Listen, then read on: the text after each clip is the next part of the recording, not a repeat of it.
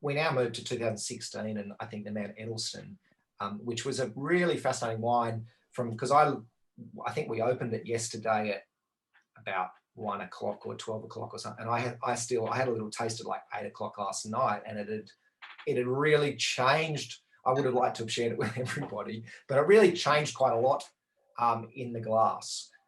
Simon, how did you see that wine?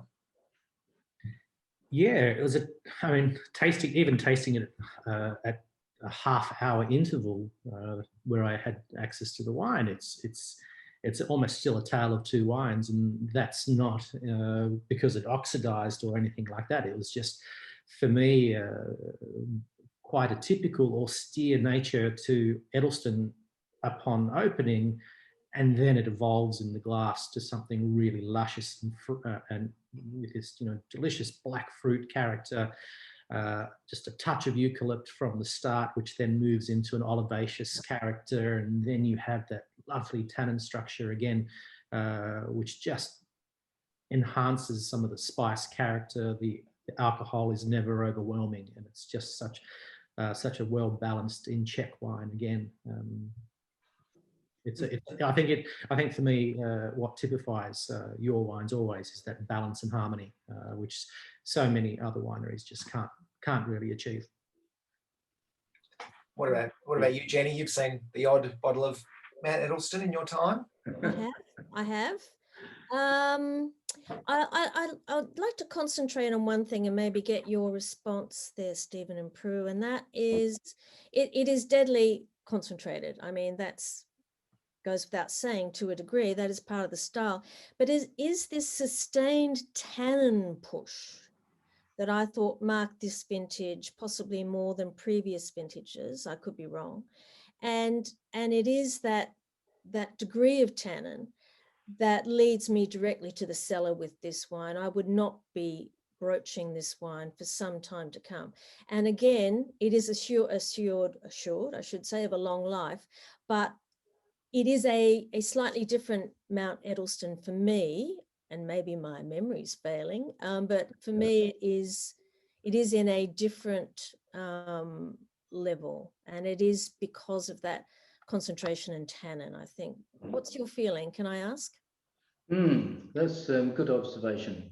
We've been sort of thinking and talking about this as well, because I guess, from the 15 vintage, which was an absolute classic vintage, the 16 has, we're looking at the way the season went, because, the wine is really a snapshot of what that season was like.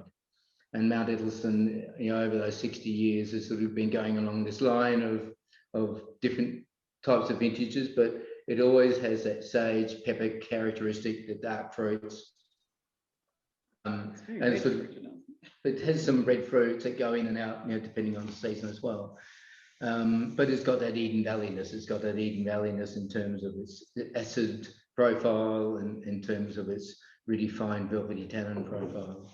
But this, in the 16, we think that because of the drier season to start with, coming through winter and spring, we even though we had quite a good average crop on the vines, they seem to be smaller berries. And the smaller berries plays into what you've just said, Jenny, where I think you get, it's a volume to skin ratio, to surface area ratio, and we just had naturally that little bit more concentration, that darker colour with more skin effect, and also the greater tannin effect. Because, what we're making is all from the vineyard. Everything that Prue does is what ends up in the wine, other than the oak that we're using maturing the wine. We don't do, we don't do anything else to it.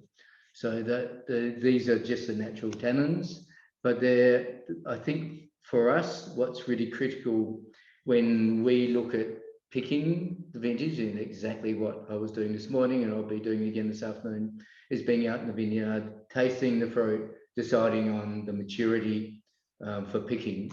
That's critical. It's nice to have the figures, but in the end, it's what you're tasting, because it's what the customer ends up with.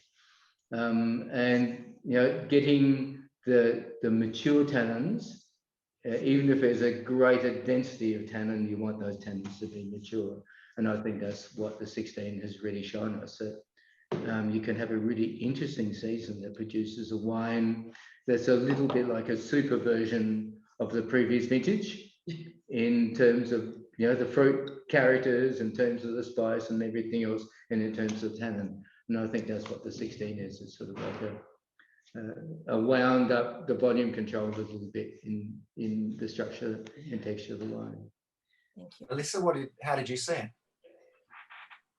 I love the sage description, because it really does.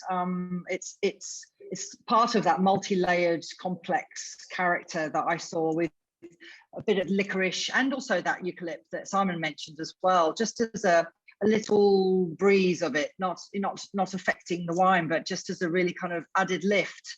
The savoury characters again. I mean, I looking back through all my notes, I see the same sort of responses I've written about the savoury characters, the texture, the mid-palate weight, the juiciness.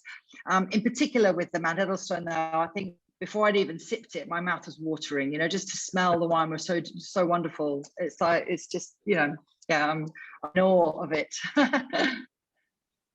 Annette? Andrea, I should say. Yeah, I will echo some of Melissa's comments, and Jenny's for that matter. But for me, there's a beautiful fragrance here with the Mount Edelstone, wonderful blackberries, but also some violet overtones, which is just so lovely to see in Shiraz. Silky, it's elegant. There's a lot of tannin, as Jenny's pointed out, a huge backbone. And I did write, you know, it is still incredibly youthful, very much a wine for the cellar. So your comment, Stephen, about the 16s being a little bit more tightly coiled makes a lot of sense when you taste this wine.